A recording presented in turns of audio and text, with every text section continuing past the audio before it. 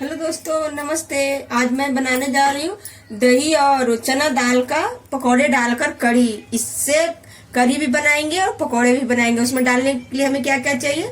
बारीक कटा हुआ आलू, बारीक कटा हुआ प्याज, हरी मिर्च और कड़ी लिव्स, जो आम भाषा में कड़ी पत्ता बोलते हैं। और अगर बेसन घर में ना हो तो ये चना दाल को रात को फूलने के लिए डाल दीजिए। सुबह एकदम अच्छा से फूल जाता है तो इसको पीस कर और हम बेसन बना सकते हैं। अब इसमें हम ये ग्राइंड करने के लिए डालते हैं। ये देखिए चना दाल डाला, थोड़ा सा लहसुन डालते हैं टेस्ट के लिए, और थोड़ा सा अदरक टेस्ट के लिए डालते हैं। उसके बाद थोड़ा सा पानी डालते हैं, ज्यादा नहीं, थोड़ा सा ही पानी डालेंगे तो बिल्कुल बेसन की तरह मिक्स हो जाएगा। ये देखिए हमारा चना दाल पीस कर बिल्कुल भी तैयार हो गया है। अगर आपके पास मिक्सी ना भी हो तो गांव में जो सिलौट पत्थर का होता है ना, ऐसे ऐसे पीसते हैं, उस पर भी पीस सकते हैं। ये देखिए बिल्कुल बेसन की तरह हो गया। अब इसको बड़ा सा बर्तन में निकाल के ये सब मिक्स करते हैं।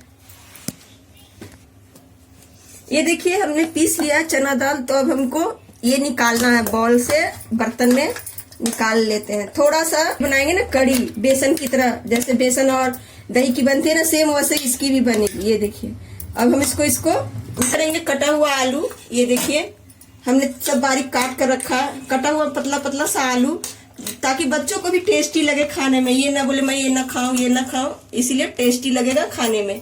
बिल्कुल पकौड़े के जैसा स्वाद भी लगेगा और अच्छा लगेगा।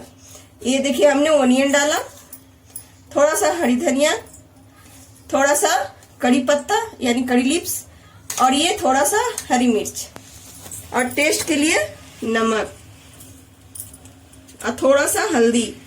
ये देखिए हमने थोड़ा सा हल्दी डाला। अब इसको हम मिक्स करेंगे। मिक्स करने के बाद पकौड़े तलेंगे। ये देखिए हमारा ऑयल अब गर्म हो चुका है। अब हम इसमें जो मिक्स किए थे आलू ओनियन ये सब, तो हम इसको पकौड़े की तरह ऐसे बिल्कुल बनाएंगे, ऐसे, ताकि घर में बेसन भी ना हो ना, तो ये चना दाल रात को फूलने के लिए भिगो दे और सुबह पीसने मिक्सी में आओ सिलौट पे पीस सकते हैं। ये देखिए बिल्कुल टेस्टी बनेंगे। इसको हम पूरी तरह से फ्राई होने देंगे।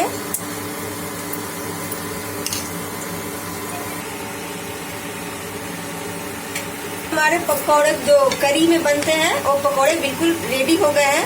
अब हम इसको छन्नी करी में डालने के लिए पकौड़ा बिल्कुल भी तैयार हो गया है। अगर आप ऐसे ही खाना चाहते हैं बिना करी के साथ तो ये खा सकते हैं। ये देखिए कितने अच्छे हैं। ये देखिए बिल्कुल करारे करारे हैं, बिना बेसन। घर में अगर बेसन भी ना हो ना तो चना दाल को रात को भिगोकर और ये बना सकते हैं पकौड़े। अब ये देख सकते हैं अब खाने के लिए रेडी है। अब हम इसको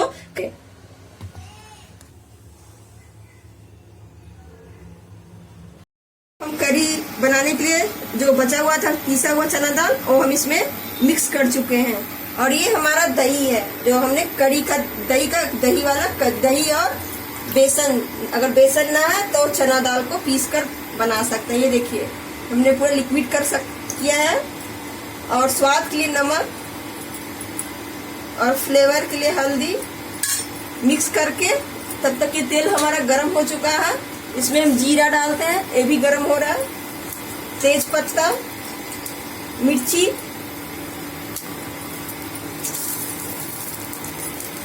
और इसको थोड़ा सा गरम होने देंगे। उसके ये देखिए हमने लिक्विड करी के लिए तैयार कर रखा है। इसमें हमने हल्दी, नमक, बेसन ना हो तो चना दाल पीसकर और दही डालकर ये लिक्विड बना लिया। अब इसको हम पकने के लिए ढक देते हैं। ये हमारा पक जाएगा तो जो पहले हमने पकौड़े बनाए थे 20 मिनट में ये रेडी हो जाएगा। इसमें उबाल आ जाएगा तो हम समझ सकते हैं कि पक जाएगा। तब तक इसको हम ढक देते हैं। ये देखिए हमारा करी बिल्कुल भी तैयार हो गया, पूरा उबाल आ गया है। जो हमने पकौड़े बनाए थे अब इसमें हम डाल देते हैं। ये देखिए ये त्योहार में भी बनते हैं। होली में जब पकौड़े बनते हैं ना उस दिन ये करी भी बनाए जाते हैं। ये देखिए बिल्कुल अच्छे लग रहे हैं ना, खाने में भी टेस्टी लगते हैं। अब इसमें हम थोड़ा सा फ्लेवर के लिए हरी धनिया डाल देते हैं, थोड़ा सा कड़ी पत्ता डाल देते हैं, और ये हमारा रेडी हो गया करी दही और चना दाल का। उसको पीस कर हमने बनाया। अगर घर में बेसन ना हो ना टेंशन लेने की बात नहीं है, हम चना दाल भिगो कर और डाल सकते हैं। अगर हमारा आपका वीडियो अच्छा लगे तो लाइक, कमेंट, शेयर और एक सब्सक्राइब जरूर कर दीजिएगा। बाय।